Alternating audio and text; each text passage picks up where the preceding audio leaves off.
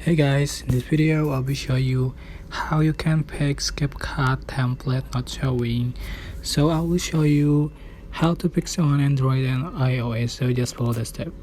For Android, go to phone settings and select application, find CapCut and select it, and then you can clear cache and data. So set enable all permission, just restart and open the CapCut again. So how to for iOS, you can follow the steps.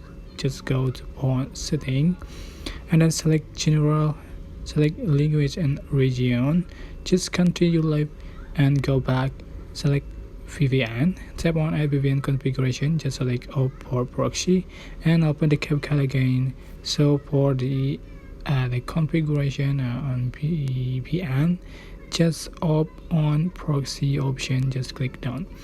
So you can try this.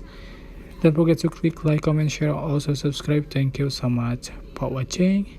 If you have any question, please leave it in the comment section down below.